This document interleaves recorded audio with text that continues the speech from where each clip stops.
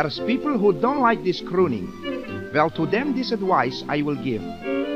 Perhaps it don't charm you, but how can it harm you? So why not just live and let live? When people say I'm a nuisance and tell me to sing in the street, I say don't be funny. I do this for money, 'cause even a crooner must eat. Yes, crooning to you may be poison, but still it's another man's meat. My appetite's nagging, so I keep tiger egging, 'cause even a crooner must eat. Well, my voice ain't so good like Caruso's. Sometimes it gets out of control. But I do lots of good for my country by keeping myself off the dole. Some people say what I ought to retire and do something else for a treat. But like Tommy Tucker, I sing for my supper, 'cause even a crooner must eat. Ladies and mantelpieces, perhaps you would like to know how I got this job as a crooner. Well, I come from a very musical family. I was born with 2 drums in my ears, and when I was 3 years old, I was already playing on the linoleum. Now, when I was a little boy, my mother, she took me to the doctor. Doctor, she says, my little boy makes his sinking. Such a big boy shouldn't sink, says the doctor, feeling my arms and my legs. Not me with arms and his legs is sinking, says my mother. Me with voice is sinking. Songs with jazz and wo-do-de-o-do. Oh, says the doctor, this is a Crusoe what you got it for a son. A Crusoe, says my mother, that's a pantomime, ain't it? No, says the doctor. Crusoe was a great singer like Cab Holloway in Strong Arm Louie. Well, she takes me home, and all day long I'm practicing my scales. Do, re, mi, fa, sol, long, ti, do. Well, when I reached the age of maturity, I got idea what I want a band leader shall hear me sing. So I go to see a maestro. Mr. Band leader, I says, I like your band very much. Thanks, he says. Don't mention it, I replies. Now, your band's okay, I says, but what you want badly is a good crooner, and I want you shall hear my voice. What songs do you know, he asks. The Rhine song, I replies. You mean the Watch on the Rhine, he asks. No, I says, September in the Rhine. Then I starts to sing to him. Aha, he says, I see what you got at a tenor voice. Well, I thought you paid a little bit more than that, I replies, a little disappointments. I'm not speaking about price, he says. How much do you want? 20 pounds, I says. Make it shillings, he replies. Well, I didn't want to lose a sale, so that's how I got the job as a crooner. You heard about Mr. Bing Crosby. Well, one day he came down to my street.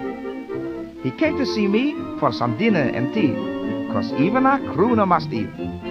Well, we talked about crooners and crooning. Yes, we got on together all right. We talked till we found that the gold of the day was turned to the blue of the night. Then he said, Max, I want you shall promise that with me you will never compete. So whatever you do, don't pinch my boo, boo, boo, boo. 'Cause remember that even a crooner must eat.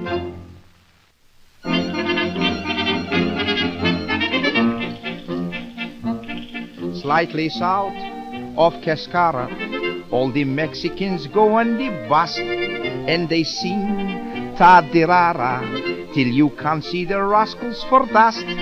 There's a lady there causing commotion.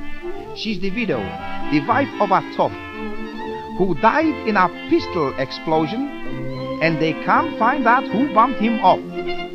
All the boys on the rancho are sorry for poor Pancho's widow.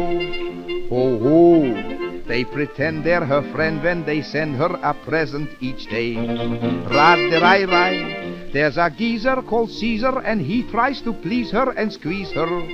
Ho, ho, and the bunch have a hunch he's the guy who put Pancho away. Ride-de-rai-rai, every night, by the light of the moon, how they woo her. Chadda-yadda, then they fight, neath her window when she's gone to bed. La la, oh, the knaves want her dip, so they tell fibs to poor Pancho's widow. Ho ho, so the boys at the rancho are glad that poor Pancho is dead. Yes, everybody in Cascara wanted the hand of poor Pancho's widow. Every stranger what came to the town introduced himself to her. They used to haunt her just like ghosts, but instead of carrying the heads under the arms like real-life ghosts, they they used to carry their high hats, what in Mexican it is called sombreros. Wherever she went, they went. When she didn't go nowhere, they didn't go nowhere neither. They dogged her footprints. But she didn't give tuppence for the lot of them, except for one little geezer who she showed for a lot of inflection. He was a little Mexican called Mo. He was one of 4 brothers, Eeny, Meeny, Miny, and Mo. And they used to go everywhere together, to the picture shops, to the theaters, to the fun fairs, and she would ask him in at night to have a cup coffee, you see.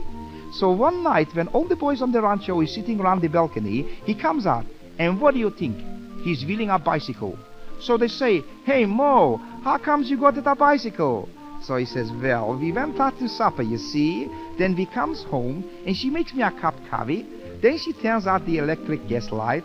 Then she cuddles up beside me on the sofa, and she puts round my waist her arms, and she says, 'Mo, I love you. You can have anything you want from me.' So I took her bicycle, yeah. From the neighboring ranchos, they all come to poor Pancho's widow. Oh, she's made every low-lifer and Mexican knifer her slave. Rad-de-rai-rai, they drive up in a carriage and offer her marriage and money. Oh, if poor Pancho could see them, I know he would turn in his grave. La-da-ra-ra, how they sing, you can hear them way out in the backyard. Cha-dia-da, and they bring their stilettos in case there's a war. La-la, oh, I fear that they're far from sincere when they cheer Pancho's widow. Oh, for the rancho is glad Pancho ain't gonna reign there no more. Hoo-ha!